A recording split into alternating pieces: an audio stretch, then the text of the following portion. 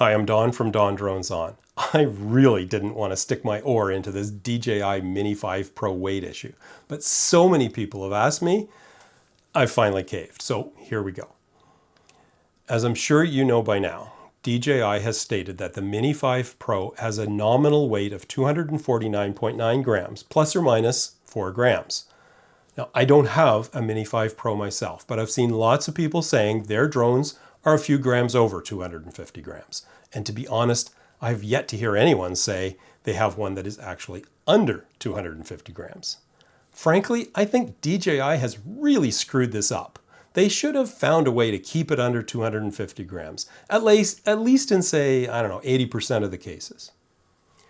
The way the Canadian RPAS regulations are written, any drone that is 250 grams or more is considered a small RPA, meaning it must be registered, you need to have a drone pilot certificate, and you need to abide by all the regulations for either a basic, advanced, or level 1 complex operation.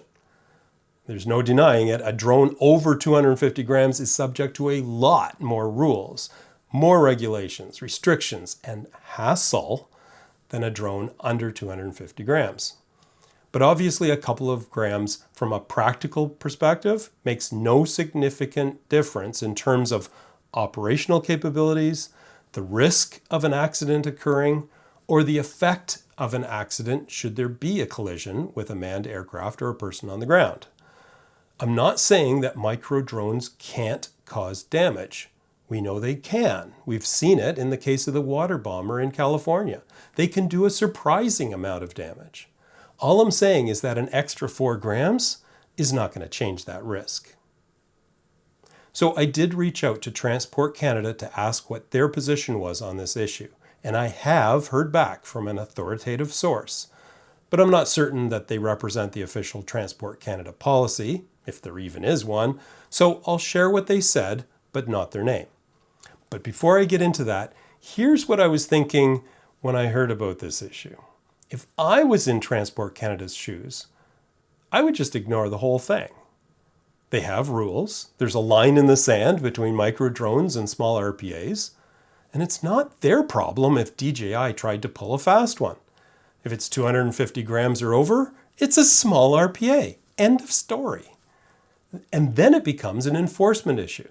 If someone quote unquote catches you flying a Mini 5 Pro over 250 grams, are they really going to give you a ticket? Well, right now, unless you're doing something downright evil, like a prison drop or buzzing an airport, the TC enforcement policy is to educate first and only hand out a penalty if you're a repeat offender or have been really, really naughty. And I don't think being 4 grams over the limit qualifies as evil. And on the Transport Canada enforcement website, they refer to fairness and firmness being the key words of their approach. And they even say, in terms of fairness, they could, quote, provide oral counseling for minor violations where there is no threat to aviation safety. So in the unlikely event that a Transport Canada inspector or a drone-aware police officer approached you, you would likely get a gentle tongue lashing, maybe a formal warning, and almost certainly not get a ticket. Again, assuming you weren't blatantly breaking other more serious rules. I mean, if you compare this to driving a car, 70% of drivers in Canada admit to speeding. Yes, I looked it up. And those are the ones who admit to speeding. And most traffic cops on the road look the other way if you're perhaps no more than 10 kilometers over the limit. For better or for worse, that's the way our society and law enforcement works.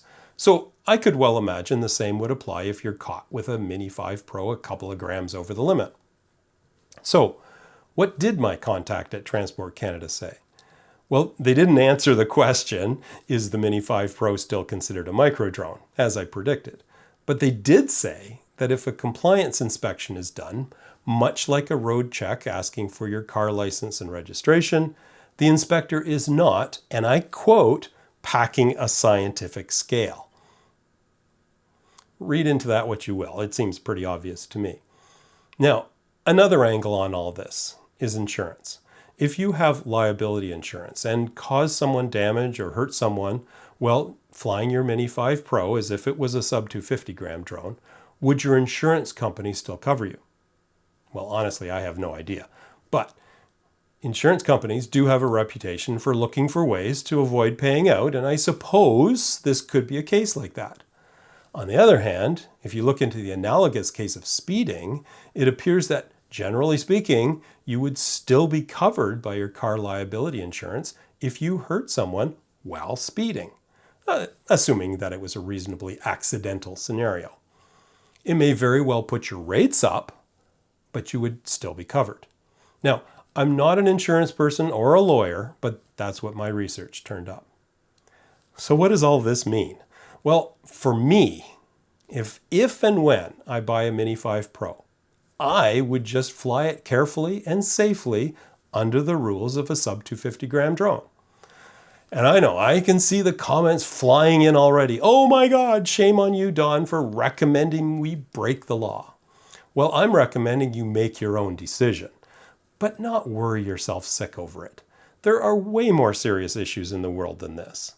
If you fly responsibly, you are unlikely to cause a problem, unlikely to be hassled by anyone, let alone Transport Canada, and if you do end up with an enforcement penalty, well, you can just fight it.